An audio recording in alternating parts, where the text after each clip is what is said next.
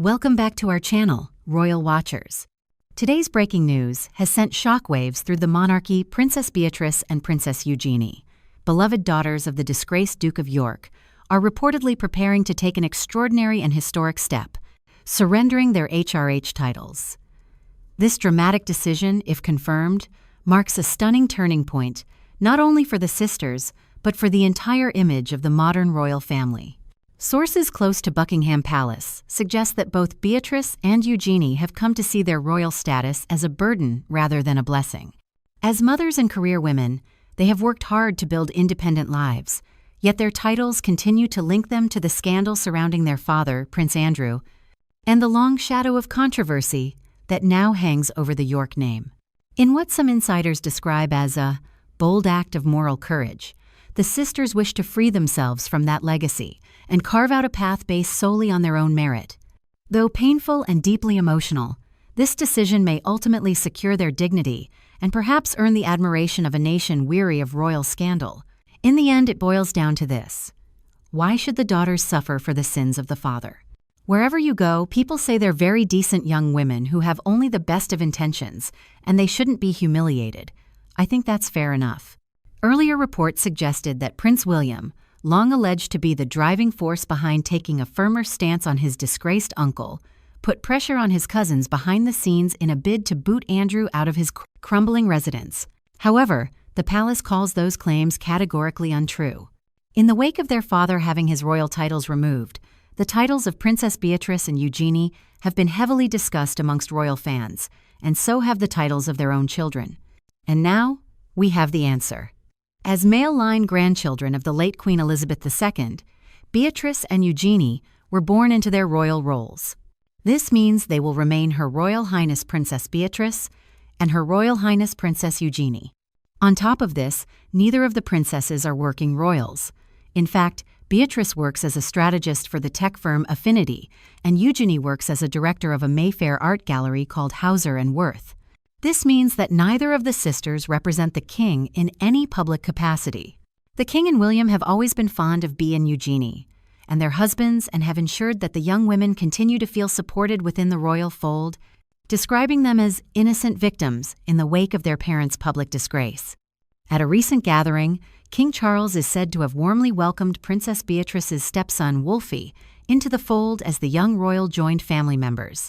Christopher Wolfe Mapelli-Mozzi, affectionately known as Wolfie, is reportedly joining senior members of the royal family at Balmoral Castle. The Princess of York recently teamed up with a senior business leader as she embarked on a new career journey following the revelation of Prince William's future monarchy strategy. The 7-year-old prominent member of the British royal family was named as a director and 45% shareholder of Purpose Economy Intelligence Limited, a newly established company listed at Companies House. While both princesses have retained their royal statuses, they weren't granted royal titles by the late Queen Elizabeth when they each married their husbands, a practice common among senior royal couples, such as William and Catherine, who became the Prince and Princess of Wales, and Harry and Meghan, who became the Duke and Duchess of Sussex. However, because Beatrice married Mozzi, who was an Italian count, his children automatically inherit a count or countess title, meaning Sienna and Athena both have titles. The British monarch has greeted the Princess of York's stepson to a royal family gathering in Scotland. He will enjoy a wonderful holiday of outdoor activities, such as wild swimming and cycling. Despite this assessment, however, anti-monarchists have since voiced their outrage at the prospect of the girls retaining their titles, despite neither having any association with Epstein or his crimes. Taking to Princess Eugenie's latest Instagram post, one onlooker hit out, "If her father is stripped of the title, then so should his daughters. I can't wait for the day that they have to make new Instagrams because they won't be allowed to even use princess in any form. Anyway, their family is already disgraced." Thankfully, however, a number of social media rushed to the princess's defense, responding to the understanding that the sisters will retain their royal titles. One responded, "Andrew has caused them enough stress and humiliation. This wouldn't be fair on them. They can't be blamed for their father's actions." Beatrice and Eugenie are mortified by the headlines. They love their mom and dad and always will, but it's difficult for them to process that their parents lied about their association with Epstein for so many years. It's causing even more anxiety as they're feeling like they've been dragged into this mess. It could have damaging implications, both personally and professionally. Even if they were only acting out of duty to their mother, it's still a terrible look. Even though they keep their titles, the ripple effect will have consequences for the rest of their lives. Beatrice was on the phone saying she couldn't bring herself to look at the Sunday papers. She looked absolutely devastated. But her sister, Princess Eugenie, was nowhere to be found. The Royal Lodge summit wasn't a happy occasion, and the family, once a strong unit, is fractured. The sisters are expected to join other members of the royal family at Sandringham this Christmas. A sign, insiders say, that they remain firmly part of the king's inner circle. Yet behind the scenes, friends say Beatrice and Eugenie are devastated by their parents' fall from grace and torn by the personal and public dilemmas it has created. Should they be seen in public with their parents? Should they spend time together over Christmas? Should they attend royal events such as garden parties? Earlier this week, Princess Eugenie was pictured smiling during a trip to Paris with 2 girlfriends, while Princess Beatrice attended the Future Investment Initiative event in Riyadh with her tech firm Affinity. You have to have some sympathy for them, and I think we've seen that compassion coming from the King and the Prince of Wales. It's been made clear that they're not going to be punished for things beyond their control. This is not something of their doing. I think William is harder about this and more willing to take a tough stand against his uncle. He's determined to protect the monarchy and demonstrate that they understand the strength of public animosity towards Andrew.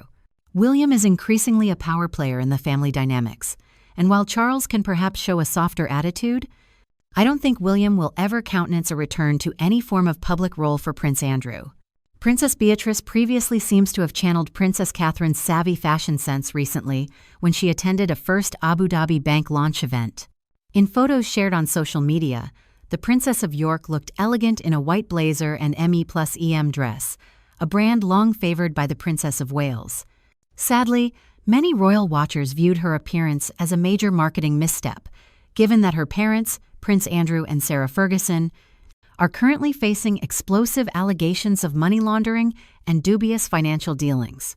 While Charles made the decision, it had the quiet approval of other key family members. Royal expert Ingrid Seward told that the palace's statement, issued on behalf of Their Majesties, subtly suggested Queen Camilla's involvement in the decision.